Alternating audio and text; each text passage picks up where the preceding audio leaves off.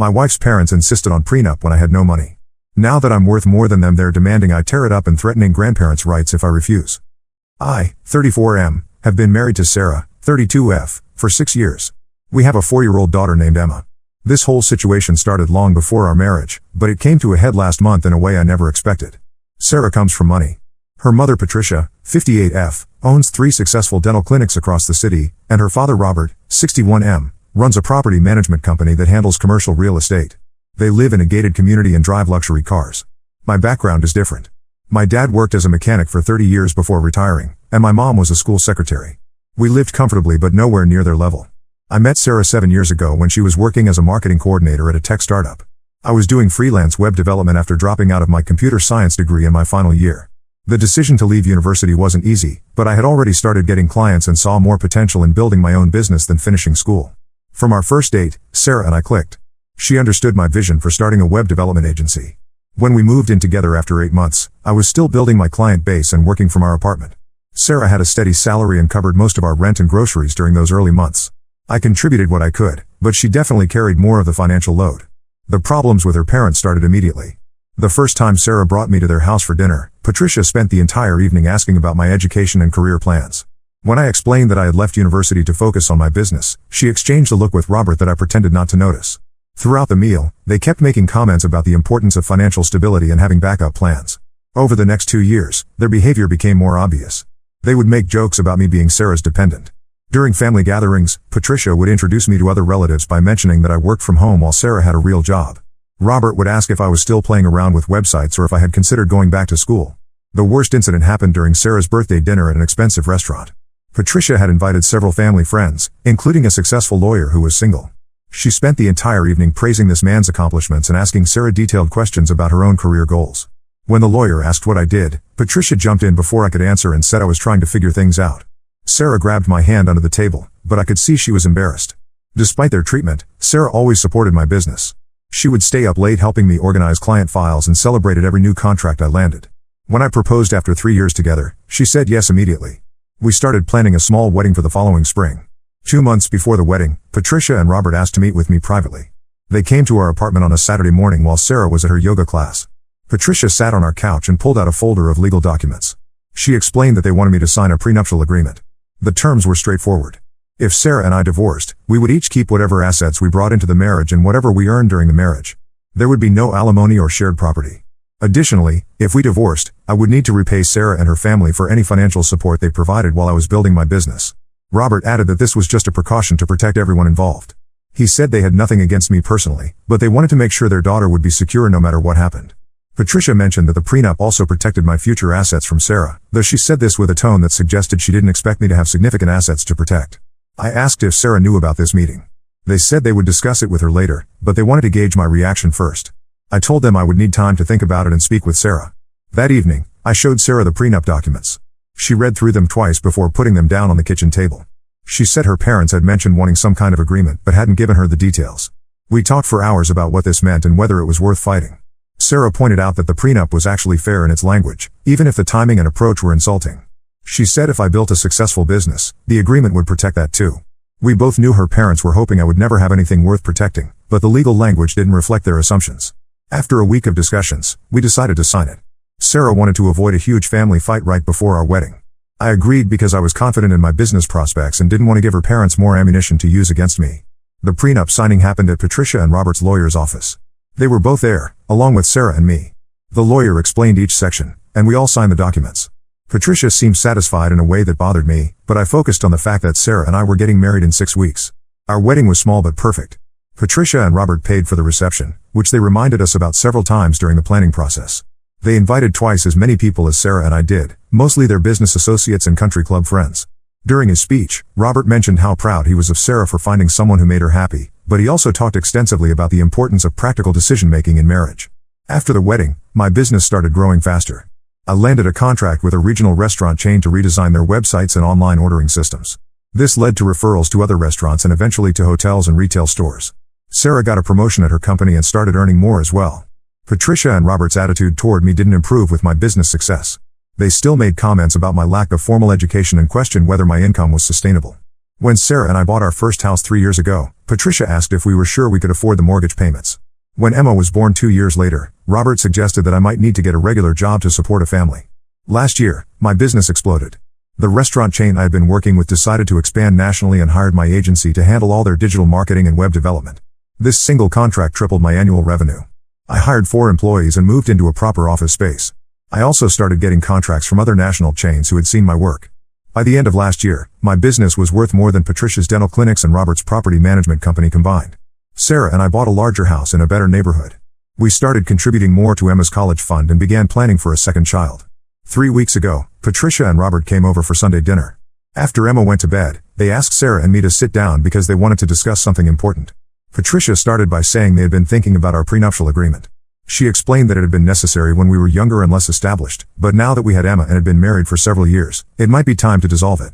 She said the agreement was creating an artificial barrier in our family and wasn't reflecting the reality of our partnership. Robert added that successful marriages require trust and that keeping the prenup in place might suggest that Sarah and I didn't have complete faith in our relationship. He said they had watched us build a strong marriage and felt comfortable recommending that we tear up the agreement. I looked at Sarah, who seemed as surprised as I was by this conversation. I told Patricia and Robert that I was comfortable with the prenup remaining in place. I said it had served its purpose of giving them peace of mind, and I saw no reason to change something that was working. Patricia's expression changed immediately. She said they weren't making a suggestion but giving us advice as Sarah's parents and Emma's grandparents. She said that dissolving the prenup would demonstrate my commitment to the family and my confidence in our marriage. I replied that I was confident in our marriage, which was exactly why I didn't need to change our legal arrangements to prove anything. I pointed out that they had insisted on the prenup because it would protect everyone involved, and that protection still made sense. Robert raised his voice and said I was being stubborn and disrespectful. He said they had supported Sarah and me financially during our early years, and the least I could do was listen to their guidance now. He accused me of being suspicious and paranoid about their motives. This is where I made my mistake. I told them that I understood their motives perfectly well. I said they had wanted the prenup when they thought Sarah would always be wealthier than me, and now they wanted it gone because the situation had reversed. I said they were the ones being paranoid about protecting assets, except now they were worried about protecting Sarah's potential claim to my assets instead of protecting their money from me. Patricia stood up and started yelling. She said I was ungrateful and had no respect for everything they had done for Sarah and me. She said they had welcomed me into their family despite their reservations, and this was how I repaid their generosity. Sarah tried to calm everyone down, but the argument continued for another 20 minutes. Robert accused me of brainwashing Sarah against her own parents. Patricia said I had always been selfish and that she should have trusted her instincts about me from the beginning. Finally, I asked them to leave because their yelling was going to wake Emma. This made them even angrier. Patricia told Sarah that she needed to decide whether she was going to let her husband disrespect her parents in her own home. Sarah walked them to the door and said we would talk when everyone had cooled down. That was 3 weeks ago. Patricia has been calling and texting Sarah every day since then. The messages started with apologies for losing their tempers, but quickly shifted to renewed pressure about the prenup. Yesterday, Sarah showed me a text from Patricia saying that keeping the prenup in place proved I was planning to divorce Sarah and take everything I had earned. Sarah has tried to explain to her parents that I built my business through my own work and that the prenup doesn't change anything about our commitment to each other. They aren't listening. Robert sent Sarah a long email yesterday explaining that successful families share everything and that my insistence on keeping separate assets was selfish and un-American. I don't know what to do next. Sarah is caught in the middle, and I can see the stress affecting her. She loves her parents despite their flaws, and she wants everyone to get along.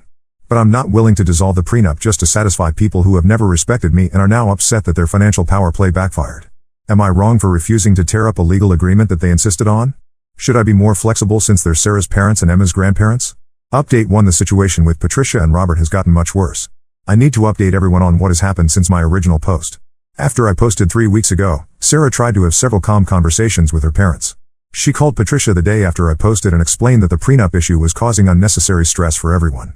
Sarah suggested that we all take a break from discussing it and focus on maintaining good relationships for Emma's sake. Patricia agreed to drop the subject, but her behavior proved otherwise. Over the next week, she called Sarah every morning before work and every evening after dinner. The conversations always started with questions about Emma or innocent family topics, but Patricia would inevitably steer them toward my business success and how it was changing our family dynamic. Sarah started putting these calls on speaker so I could hear what Patricia was saying. Patricia would make comments about how my sudden wealth might be making me arrogant or disconnected from our original values. She would ask Sarah if I was still the same person she married or if success was going to my head. She repeatedly suggested that people with new money often became selfish and forgot about the people who helped them along the way. The most disturbing conversation happened on a Thursday evening 2 weeks ago. Patricia called while Sarah was giving Emma a bath, so I answered the phone. Patricia seemed surprised to hear my voice but quickly launched into what seemed like a prepared speech. She told me that she had been thinking about our argument and wanted to apologize for losing her temper. She said she and Robert had always wanted what was best for Sarah and that they recognized I had worked hard to build my business. However, she said they were concerned about the long-term effects of keeping our finances completely separate. Patricia explained that in healthy marriages, spouses shared everything because it demonstrated trust and partnership.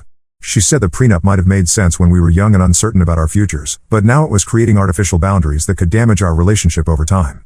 I told Patricia that Sarah and I were happy with our arrangement and that our finances were actually quite integrated despite the prenup. We had joint checking and savings accounts for household expenses and Emma's needs. The prenup only mattered for business assets and individual investments, which seemed reasonable for both of us. Patricia's tone changed immediately. She said I was being naive if I thought Sarah was truly happy living under the shadow of a legal document that treated her like a potential threat. She said Sarah was probably too polite to express her real feelings about being excluded from my business success. This conversation continued for nearly an hour. Patricia kept insisting that dissolving the prenup would strengthen our marriage and demonstrate my maturity as a husband and father.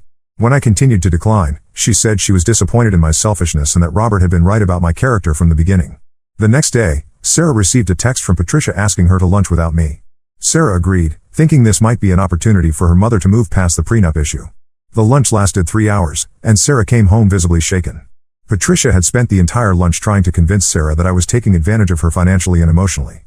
She argued that the prenup proved I didn't trust Sarah and was already planning for our marriage to fail. She said successful men often abandon their wives once they achieved wealth, and the prenup was my way of making sure Sarah couldn't claim any of my assets when I left her for someone younger. Sarah told her mother that these accusations were ridiculous and hurtful.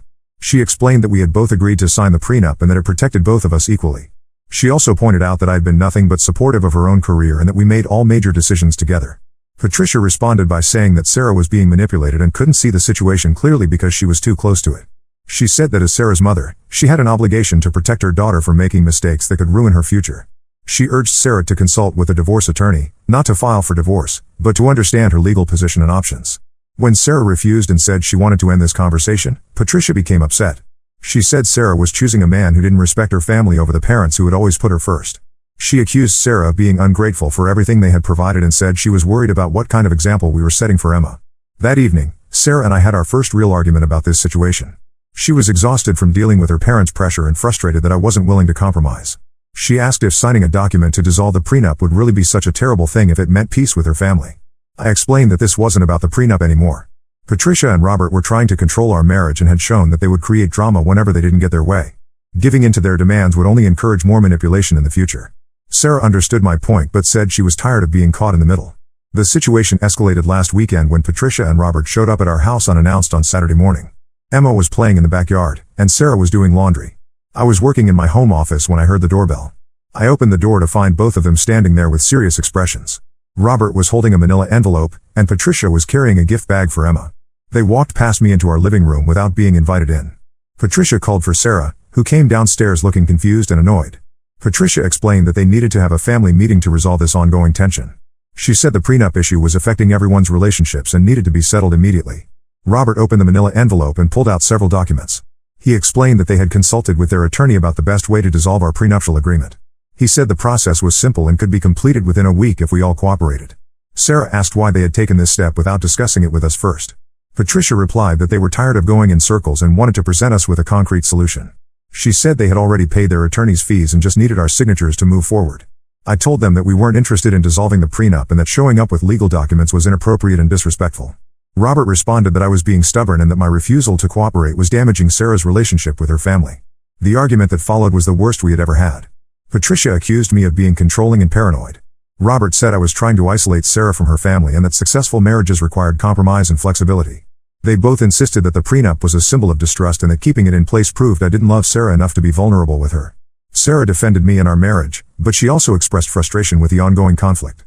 She said she loved her parents and wanted them to be part of Emma's life, but their behavior was making that difficult. She asked them to respect our decision and stop pressuring us about our personal legal arrangements. Patricia's response shocked both Sarah and me.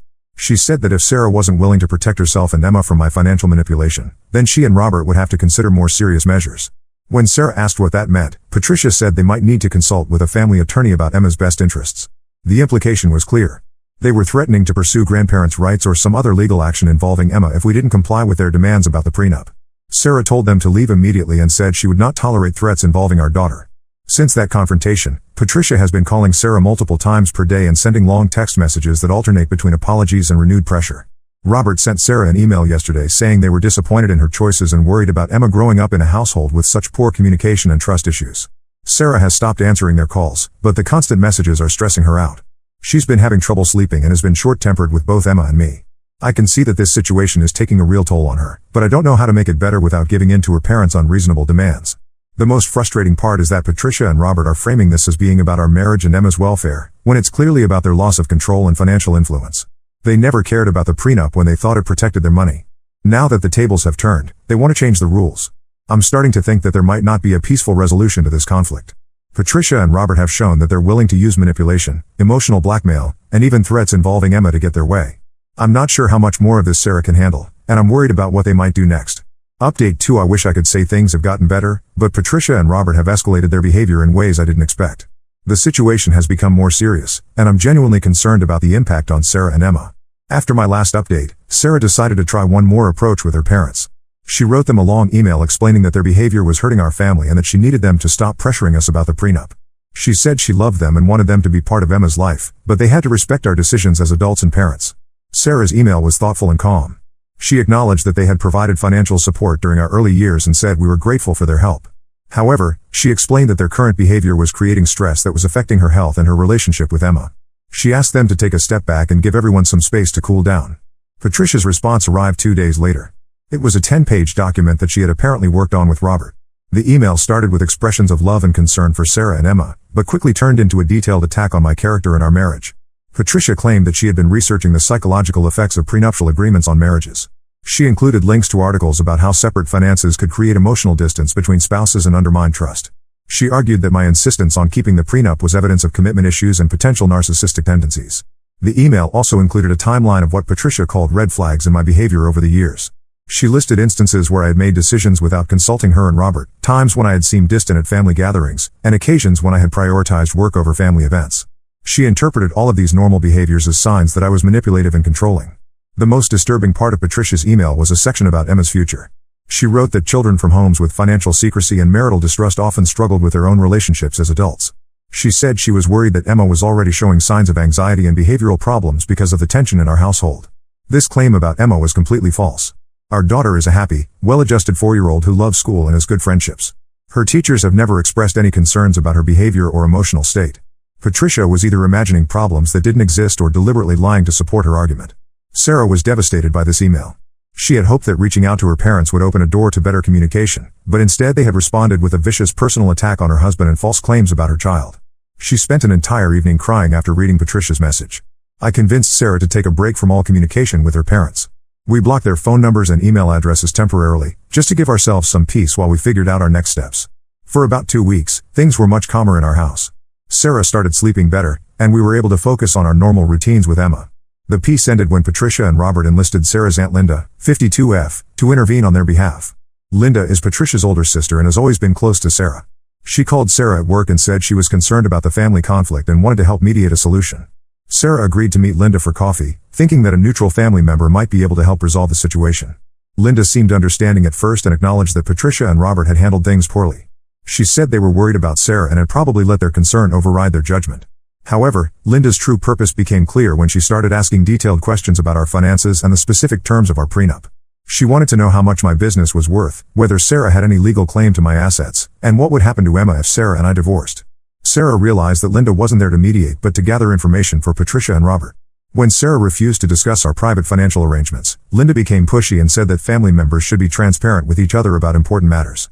Linda then revealed that Patricia and Robert had been telling their extended family that I was financially abusing Sarah by keeping her locked out of my business assets. She said several relatives were concerned and wondered if Sarah needed help protecting herself and Emma. Sarah was horrified to learn that her parents had been spreading false information about our marriage to other family members. She told Linda that our finances were completely fine and that the prenup had been a mutual decision that protected both of us. She also said that creating family drama based on lies was unacceptable. Linda's response was disappointing but not surprising. She said that Patricia and Robert were just trying to protect their daughter and granddaughter. She suggested that Sarah should consider the possibility that she was too close to the situation to see it clearly. She also mentioned that if there were real problems in our marriage, family members would need to be prepared to help Sarah and Emma. After this conversation with Linda, Sarah decided we needed to take more decisive action. She was tired of being manipulated and having her family spread false information about our marriage. She wrote another email to Patricia and Robert, this time with a much firmer tone. Sarah's second email was direct and clear. She told her parents that their behavior had crossed several unacceptable lines. She said that lying to family members about our marriage, making false claims about Emma's well-being, and trying to manipulate relatives into pressuring us were all forms of emotional abuse that she would no longer tolerate. She gave them an ultimatum. They could apologize for their behavior, commit to treating our marriage with respect, and stop discussing our private financial arrangements with other people. If they were willing to do these things, we could work toward rebuilding our relationship over time. If they weren't willing to change their behavior, we would have to limit their contact with our family for everyone's well-being. Patricia and Robert's response came within hours. They were furious that Sarah had threatened to limit their access to Emma. Patricia called Sarah's ultimatum emotional blackmail and said that loving grandparents shouldn't be punished for caring about their family's welfare. Robert sent a separate message saying that Sarah had been brainwashed and was making decisions based on my influence rather than her own judgment. He said they would not apologize for trying to protect their daughter and granddaughter from a potentially harmful situation. Both messages made it clear that Patricia and Robert had no intention of changing their behavior or acknowledging that they had done anything wrong. They continued to frame their manipulation and lies as acts of love and protection. The final straw came last weekend when Patricia showed up at Emma's preschool during pickup time. She had apparently been waiting in the parking lot for Sarah to arrive. When Sarah got out of her car, Patricia approached her and said they needed to talk immediately. Patricia had brought a folder of documents that she claimed proved the harmful effects of prenuptial agreements on children. She insisted that Sarah look at the research while they sat in Sarah's car. When Sarah refused and said she was there to pick up Emma, Patricia became agitated. Patricia followed Sarah into the preschool and continued trying to show her the documents while other parents and teachers watched. She raised her voice and said that Sarah was making a mistake that would hurt Emma's future. The preschool director eventually had to ask Patricia to leave because she was disrupting the pickup process. Emma saw her grandmother acting strangely and became upset. She asked Sarah why Grandma Patricia was angry and whether she had done something wrong. Sarah had to reassure Emma that the adult conflict wasn't her fault while dealing with her own embarrassment and frustration. That evening, Sarah and I made the difficult decision to cut contact with Patricia and Robert completely. Their behavior had become unpredictable and was starting to affect Emma directly. We couldn't allow them to continue creating chaos in our lives and potentially traumatizing our daughter with their inappropriate actions. Sarah sent a final message to her parents explaining that we were ending communication because their behavior had become harmful to our family. She said we would reconsider contact in the future if they were willing to get professional help for their controlling behavior and make genuine changes to how they treated our marriage. We also contacted Emma's preschool to let them know that Patricia and Robert were not authorized to pick up Emma or visit her at school. The director was understanding and said they would make a note in Emma's file and inform all staff members about the restriction. It's been 2 weeks since we went no contact with Patricia and Robert. Sarah has been going through a grieving process as she accepts that her parents may not be safe people to have in our lives right now. She's sad about Emma losing her grandparents, but she's also relieved that the constant stress and manipulation have ended. I'm proud of how Sarah has handled this situation. She tried multiple approaches to maintain a relationship with her parents while protecting our marriage and daughter. When it became clear that Patricia and Robert were unwilling to respect basic boundaries, she made the difficult choice to prioritize our family's well-being. We're not sure what the future holds, but for now we're focusing on moving forward as a family of 3. Emma has adjusted well to not seeing her grandparents regularly, and the peace in our house has been worth the difficult decision to cut contact. Update 3: I'm writing what I hope will be my final update on this situation. The past 4 months have been challenging but ultimately positive for our family. Patricia and Robert's behavior has confirmed that we made the right decision to cut contact. The first month after going no contact was relatively quiet. Patricia sent a few text messages to Sarah's work email address, but they were mostly brief requests to talk. When Sarah didn't respond, the messages stopped. We thought maybe Patricia and Robert had accepted our decision and were giving us space. We were wrong. In month 2, they started a campaign of indirect contact through other family members. Sarah's cousin Jennifer, 29F, called to say that Patricia was worried sick about Sarah and Emma. Jennifer said Patricia had been crying at family gatherings and seemed genuinely distressed about the estrangement. Sarah explained to Jennifer that we had tried multiple times to resolve the conflict with her parents, but they had refused to respect reasonable boundaries. She said we weren't trying to punish anyone, but we needed to protect our family from ongoing manipulation and stress. Jennifer seemed to understand, but 2 weeks later Sarah's Uncle Tom, Patricia's brother, called with a similar message. Then Sarah's grandmother on Patricia's side reached out.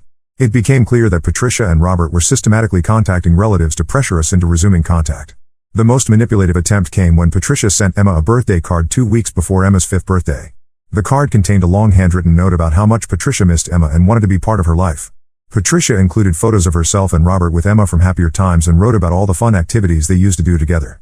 Sarah was furious that Patricia had tried to manipulate Emma's emotions to pressure us into contact. Emma asked why Grandma Patricia had sent her a card but wasn't coming to her birthday party. Sarah explained that sometimes adults have disagreements that make it hard for families to spend time together, but that it wasn't Emma's fault and she was loved by many people. We decided to have Emma's birthday party at a local indoor play center to avoid any possibility of Patricia and Robert showing up at our house. The party was wonderful, and Emma had a great time with her friends from school and neighbors from our street. 2 days after the party, Patricia and Robert showed up at Sarah's workplace. Sarah works in a small office building, and they waited in the lobby until she came down for lunch. When Sarah saw them, she tried to walk past without engaging, but Patricia blocked her path and said they needed to talk. Patricia had brought a large photo album filled with pictures of Sarah and Emma with her and Robert. She started flipping through the pages and talking about all the memories they had created together as a family. She said Emma needed her grandparents and that Sarah was being selfish by keeping them apart. Robert joined in by saying they had been patient long enough and that this separation was hurting everyone involved. He said they were willing to overlook Sarah's disrespectful behavior if she would agree to bring Emma for regular visits. He mentioned that they had consulted with an attorney about grandparents' rights and knew what options were available to them. Sarah told them that threatening legal action was exactly the kind of behavior that had led to the estrangement in the first place. She said their inability to respect boundaries was proof that they weren't safe people to have around Emma. She asked them to leave her workplace and said she would call building security if they didn't go voluntarily. Patricia became emotional and started crying in the lobby. She said Sarah was breaking her heart and that she didn't understand why her own daughter was being so cruel. Several of Sarah's co-workers witnessed this scene, which was embarrassing for Sarah and created additional stress at her job. After this incident, we decided to consult with a family law attorney about protective measures we might need to take. The attorney reviewed our situation and said that while Patricia and Robert hadn't done anything that would warrant a restraining order, we should document all their attempts at unwanted contact in case their behavior escalated further. The attorney also explained that grandparents' rights in our state are very limited when both parents are alive and married. Patricia and Robert would have almost no chance of getting court-ordered visitation unless they could prove that we were unfit parents, which clearly wasn't the case. This information gave us peace of mind, but we still took precautions. We installed security cameras around our house and informed Emma's school that her grandparents were not allowed any contact with her during school hours. We also asked our neighbors to let us know if they saw Patricia and Robert in our neighborhood. The third month brought a different strategy from Patricia and Robert. They stopped trying to contact us directly and instead began what I can only describe as a public relations campaign. They started posting frequently on social media about the importance of family relationships and the pain of being separated from beloved grandchildren. Patricia shared articles about parental alienation and the psychological damage caused when children are cut off from extended family. She posted old photos of herself with Emma along with captions about how much she missed her granddaughter. She never mentioned Sarah or me by name, but the implications were clear to anyone who knew our situation. Sarah found these posts hurtful and manipulative. Patricia was presenting herself as a victim and implying that we were harmful parents who were damaging Emma by keeping her from her grandparents. Several family friends reached out to Sarah to ask what was happening and whether everything was okay. The social media campaign culminated when Patricia posted a long message on Facebook about forgiveness and the importance of putting children's needs ahead of adult disagreements. She wrote about how much Emma had enriched her life and how heartbroken she was to be missing important milestones in Emma's development. This post received dozens of supportive comments from Patricia's friends and acquaintances, many of whom didn't know the full story of our conflict. Some people shared their own stories about family estrangements and encouraged Patricia to keep trying to reconcile with Sarah. A few comments suggested that Sarah was being unreasonable and should prioritize Emma's relationship with her grandparents. Sarah decided to respond publicly for the first and only time. She posted a brief message on her own Facebook page explaining that she had tried for months to maintain a relationship between Emma and her grandparents, but that certain boundaries needed to be respected to protect everyone's well-being. She said that she hoped someday reconciliation would be possible, but that it would require genuine changes in behavior and attitudes. Sarah's post was much more restrained than Patricia's dramatic messages, but it effectively communicated to our friends and family that we weren't the unreasonable parties in this conflict. Several people reached out privately to offer support and share their own experiences with difficult family relationships. The fourth month has been much quieter. Patricia's social media posts have decreased significantly, and we haven't had any direct contact attempts from either her or Robert. Sarah's extended family seems to have accepted that this is a serious estrangement rather than a temporary disagreement that will resolve itself quickly. Emma has adjusted well to the changes in our family structure. She occasionally asks about her grandparents, but she doesn't seem distressed by their absence. She has strong relationships with my parents, who visit regularly and have stepped up their involvement in her life. Sarah's cousin Jennifer has also maintained contact with us and sometimes brings her own children to play with Emma. Sarah has been seeing a counselor to help process the grief and guilt associated with cutting contact with her parents. The counselor has helped her understand that she made the right decision for her family and that she cannot control her parents' reactions or behavior. Sarah has also learned techniques for managing the stress and anxiety that sometimes arise when she thinks about the situation. My business continues to thrive, and ironically the prenup issue that started this whole conflict has become completely irrelevant to our daily lives. Sarah and I have never been stronger as a couple. We make financial decisions together, support each other's career goals, and are planning for our future as a team. The prenup exists on paper, but it doesn't affect how we actually live our lives or manage our relationship. We've also made the decision to have a second child. Sarah is now 3 months pregnant, and we're both excited about expanding our family. Emma is thrilled about becoming a big sister and has already started planning how she'll help take care of the baby. Patricia and Robert don't know about the pregnancy yet. We've discussed whether to inform them, but we've decided that we're not ready to open that door. If they were to learn about the pregnancy from other family members, we would deal with any contact attempts the same way we've handled their previous behavior. The situation has taught us valuable lessons about setting boundaries and protecting our family's well-being. Sarah has learned that loving someone doesn't mean accepting abusive or manipulative behavior from them. I've learned that sometimes the most loving thing you can do is remove toxic people from your life, even when they're family members. We're not completely closed to the possibility of reconciliation with Patricia and Robert someday, but it would require genuine acknowledgement of their harmful behavior and real changes in how they approach relationships. Based on their actions over the past months, we're not optimistic that such changes will occur. For now, we're focused on building a healthy, happy life for ourselves and our children. We've surrounded Emma with people who love and support her unconditionally. She has 2 sets of loving great-grandparents, aunts and uncles who adore her, and family friends who have become like extended family to all of us. The drama and stress of the past year feel like distant memories now. Our house is peaceful, our marriage is strong, and Emma is thriving. We've learned that family isn't always about blood relationships, but about the people who choose to love and support you through both good times and challenges. I wanted to share this final update because I know some people might wonder whether we were too harsh in cutting contact with Patricia and Robert. Looking back, I'm confident we made the right decision for our family. Sometimes protecting the people you love most requires making difficult choices that others might not understand. Sarah and I are grateful for the support we've received from friends and family members who understood our situation and respected our decisions. We're also grateful for the perspective this experience has given us about what truly matters in life and relationships. The prenup that caused so much drama is still in place, and it will probably stay there indefinitely. Not because we don't trust each other, but because it's no longer worth the energy to change something that doesn't affect our actual relationship. Patricia and Robert's attempt to control our marriage through legal manipulation ultimately failed, and we've moved on to focus on more important things. Emma starts kindergarten in a few months, and we're looking forward to this new chapter in her life. She's confident, curious, and kind, everything we could hope for in a daughter. She's growing up in a home where her parents respect each other, communicate openly, and prioritize the family's well-being over outside pressures. That's really all I have to say about this situation. Patricia and Robert are no longer part of our daily lives, and we're all better off for it. Sometimes the best way to win a fight is to stop participating in it altogether. Now let's move to the next story. Story 2. My mom cheated on her boyfriend with his brother. When I exposed her, she disowned me. Now she is harassing me for money. I'm a 22-year-old female, and I've been dealing with some intense family drama that's left me feeling conflicted and hurt. My mom, Lisa, 45F, has always been a complicated figure in my life. She and my dad, Tom, 47M, divorced when I was just 8 years old. It was a messy split, with lots of arguing and tension that I didn't fully understand at the time. Growing up, I always felt caught in the middle of my parents' conflicts. Even before the divorce, I have memories of them fighting late into the night, their raised voices carrying through the thin walls of our small house. My dad worked long hours as a construction manager, often coming home tired and irritable. My mom, who was a stay-at-home parent at the time, would complain about feeling isolated and unappreciated. I remember one particular night when I was about 6 years old. I had woken up to use the bathroom and overheard my parents in a heated argument. My mom was crying, accusing my dad of not caring about her or our family. My dad's voice was low and angry, saying something about financial stress and feeling suffocated. I sat at the top of the stairs, clutching my stuffed rabbit, too scared to go back to my room. That image of my parents as adversaries rather than a united front stuck with me for years. After the divorce, I lived primarily with my mom. She did her best to provide for me, going back to school to become a nurse and working long hours to keep us afloat financially. But emotionally, things were often strained between us. Lisa had a tendency to be moody and unpredictable. Some days she'd be loving and attentive, other days she'd snap at me over small things or give me the silent treatment. As a kid, I never knew which version of my mom I'd be dealing with on any given day. I remember one time when I was about 10, I had a big school project due. I needed poster board and some other supplies, but I was afraid to ask my mom for money because she had been in a bad mood all week. When I finally worked up the courage to ask, she exploded, yelling about how I always waited until the last minute and how she couldn't afford to keep buying things for my stupid projects. I ended up using an old cardboard box and some markers we had around the house. My project looked terrible compared to my classmates, and I was embarrassed to present it. That incident really stuck with me, making me hesitant to ask for help or express my needs. My relationship with my dad remained positive, even though I only saw him every other weekend. Tom was always patient and kind with me, making our limited time together special. He'd take me to the park, help with my homework, or just sit and talk with me about my life. I looked forward to those weekends as an escape from the tension at home with Mom. One of my favorite memories with my dad was from when I was about 12. He took me camping for the first time.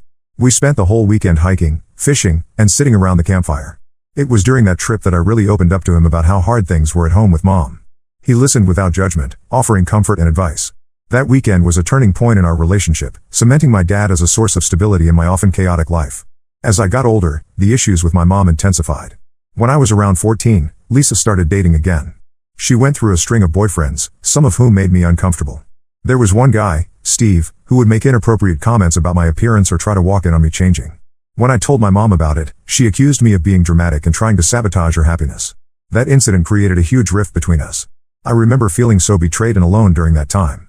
I started spending more time at friends' houses, avoiding being home as much as possible. I threw myself into schoolwork and extracurricular activities, anything to keep busy and out of the house. My grades improved, but my relationship with my mom deteriorated further. Throughout high school, Lisa and I fought constantly. She'd criticize my friends, my clothes, my grades. Nothing I did was ever good enough. Meanwhile, she was out partying most weekends, often coming home drunk and berating me for being boring and prudish because I focused on my studies instead of going out. There were times I seriously considered asking to live with my dad full-time, but I worried about abandoning my mom when she clearly had issues. I recall one particularly bad fight during my junior year. I had been invited to a sleepover at my best friend's house, but my mom refused to let me go. She said I needed to stay home and help her clean the house for a date she was having over. When I protested, pointing out that she had sprung this on me last minute, she flew into a rage. She called me selfish and ungrateful, saying I was just like my father, always putting myself first. In the heat of the moment, she slapped me across the face. It was the first and only time she ever hit me, but it marked a turning point in our relationship. After that, I stopped trying to please her or gain her approval. I just focused on getting through high school so I could leave. Things came to a head during my senior year of high school. Lisa had been dating a guy named Mark, 38M, for about 6 months. He seemed nice enough, and my mom appeared happier than she had in years. Mark was a successful real estate agent, and he often took my mom out to fancy restaurants or weekend getaways. For once, she wasn't constantly complaining about money or feeling stuck. I was cautiously optimistic that maybe things were looking up.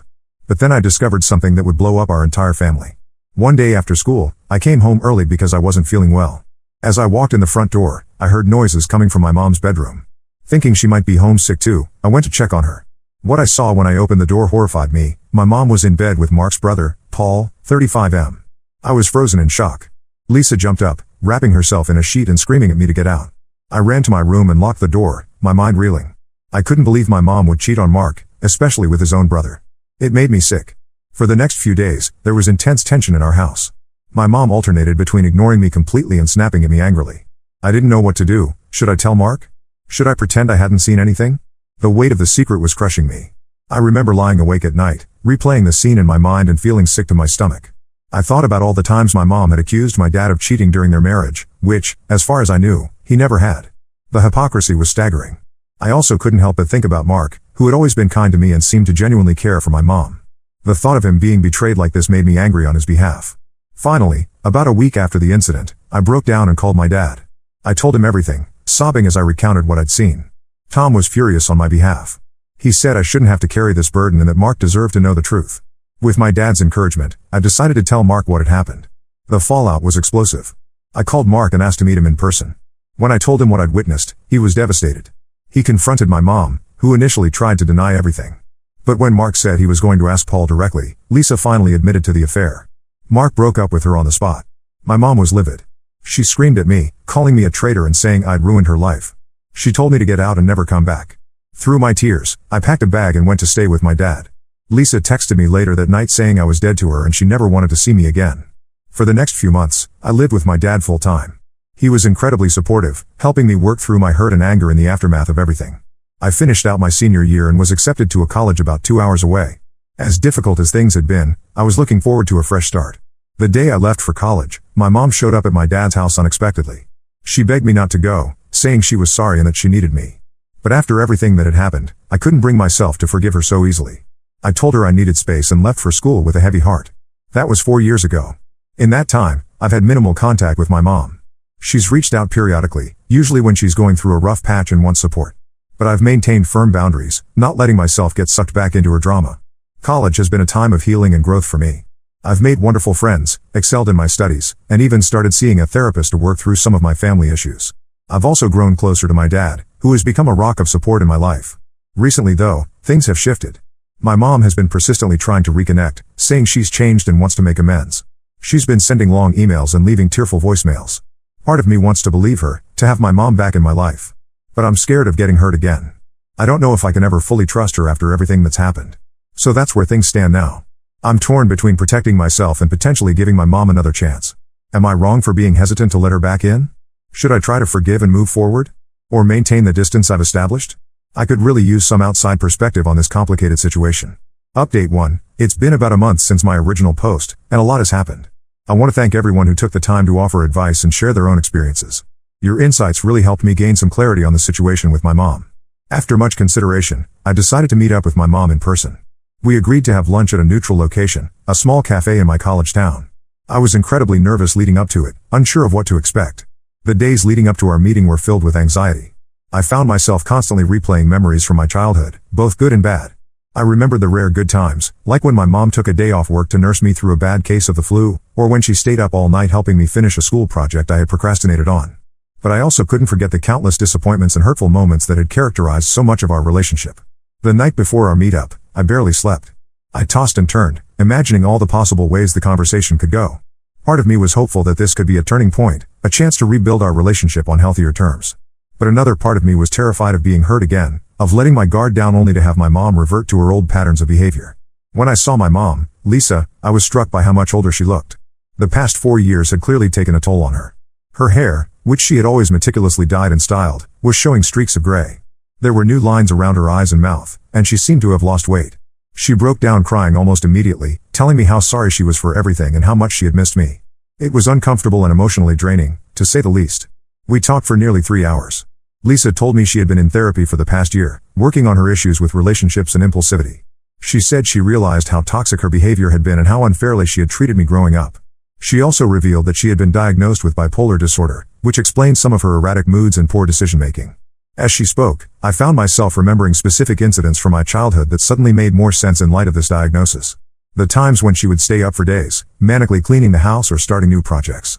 The periods of deep depression when she would barely get out of bed. The impulsive decisions, like the time she spent our rent money on a shopping spree or when she quit her job without having another one lined up. Lisa went on to explain that she had been on medication for her bipolar disorder for about 6 months now, and it had made a significant difference in stabilizing her moods. She talked about the coping mechanisms she had learned in therapy and how she was working on taking responsibility for her actions instead of blaming others. While part of me wanted to believe her, I couldn't shake my skepticism. I've seen my mom go through phases of claiming to change before, only to revert to her old ways.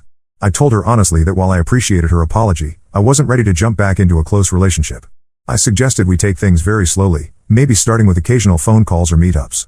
Lisa seemed disappointed but said she understood. She gave me a letter she had written, asking me to read it when I felt ready.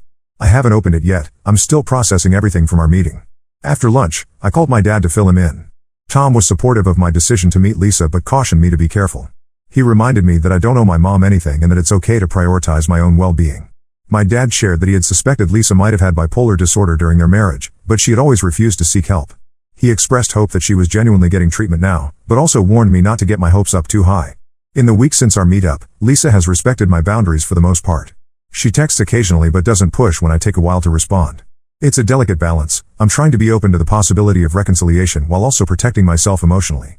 One unexpected development is that this situation has brought me closer to my half-sister, Amy, 15F. She's Lisa's daughter from a brief relationship a few years after her divorce from my dad. Amy and I were never super close growing up due to the age gap, but she reached out to me recently. Apparently, Lisa has been leaning on Amy pretty heavily, putting her in an uncomfortable position. Amy confided that she feels trapped between wanting to support our mom and feeling overwhelmed by her neediness. She told me about instances where Lisa would call her in the middle of the night, crying and asking Amy to come over. Or times when Lisa would forget to pick Amy up from school because she was in a depressive episode. Hearing Amy's experiences brought up a lot of memories for me. I remembered feeling similarly trapped and overwhelmed when I was her age, constantly walking on eggshells around my mom's moods. I've been trying to be there for Amy as much as I can, offering a listening ear and advice when asked. I've also encouraged her to talk to a school counselor or therapist if she feels comfortable doing so. This situation with Amy has made me reflect on my own role as an older sister. When Amy was born, I was already dealing with so much tension at home that I never really bonded with her. Now, I'm realizing that she might need my support more than ever. We've started having regular video chats, and I'm trying to be the supportive big sister I wish I'd had at her age. So that's where things stand currently. I'm cautiously optimistic but still very wary. My plan is to continue taking things slowly with Lisa, maintaining firm boundaries, and seeing if her changed behavior is sustained over time. I'm also focusing on strengthening my relationship with Amy and being a source of stability for her. I'm still grappling with a lot of conflicting emotions, hope, fear, resentment, longing. Part of me wants to believe that my mom has truly changed and that we could have the relationship I've always wanted. But another part of me is afraid of being disappointed again, of opening myself up only to be hurt. For now, I'm taking it one day at a time.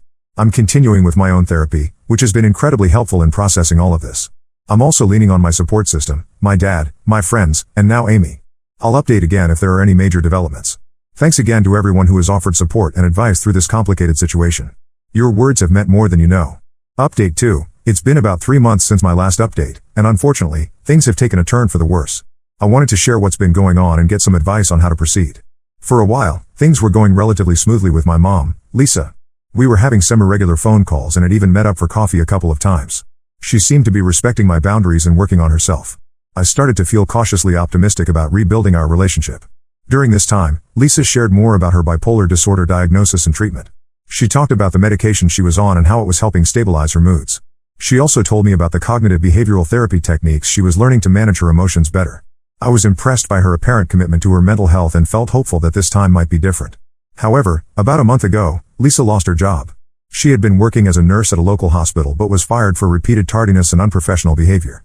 When she called to tell me, she was hysterical, blaming everyone but herself for the situation. It was like a switch had flipped, and suddenly she was back to her old patterns of behavior.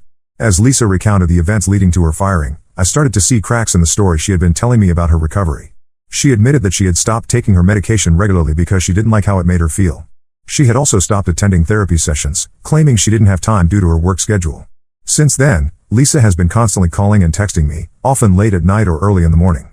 She's been asking for money, saying she can't make rent and might become homeless.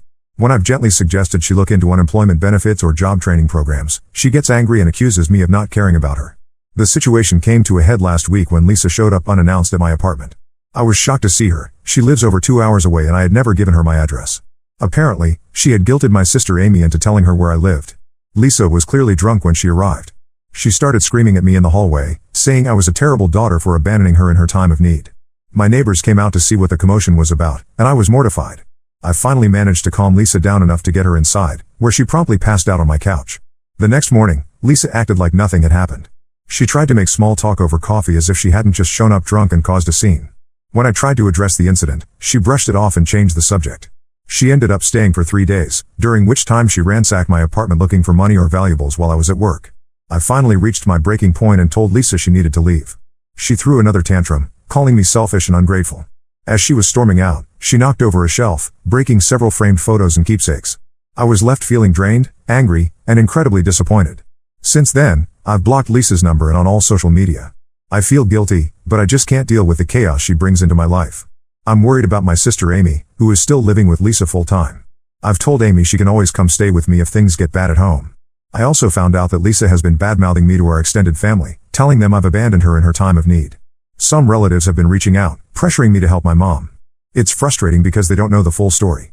This whole situation has brought up a lot of painful memories from my childhood. I'm reminded of all the times Lisa would promise to change, only to fall back into her old patterns.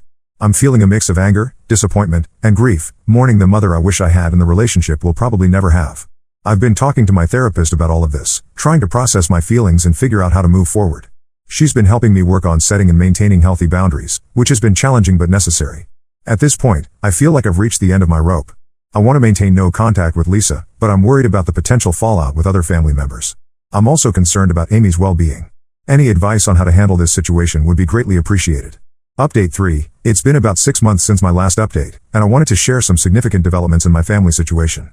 Shortly after my last post, things with my mom, Lisa, hit rock bottom. She continued to harass me despite my attempts to go no contact, even showing up at my workplace once. I had to involve campus security to escort her off the premises, which was humiliating and stressful. The incident left me shaken and afraid to go to work for weeks afterward. The final straw came when Lisa somehow got access to my bank account and withdrew a significant amount of money. I suspect she may have stolen some of my personal documents during her stay at my apartment.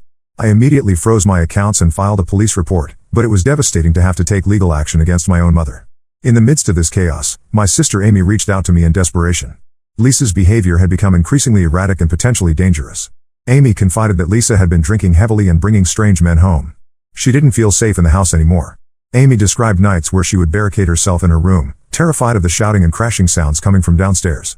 After a lot of discussion with my dad and consultation with a family lawyer, we decided to petition for emergency custody of Amy. It was a difficult and emotional process, but ultimately successful. The court hearing was one of the most stressful experiences of my life. Lisa showed up drunk and caused a scene, which ironically probably helped our case. Amy has been living with my dad for the past 4 months, and the change in her demeanor is remarkable. She's doing better in school and seems much happier overall. As for Lisa, she didn't take the loss of custody well. She's been in and out of rehab, but doesn't seem committed to making real changes. The last I heard, she had moved in with a new boyfriend and was talking about relocating to another state. Part of me hopes she does move away, as it might finally give us all some peace. On a more positive note, this ordeal has brought me much closer to my dad and Amy. We've formed a tight-knit support system, and I'm grateful for their presence in my life. I've been spending more weekends at my dad's house, helping Amy adjust to her new living situation and just enjoying family time.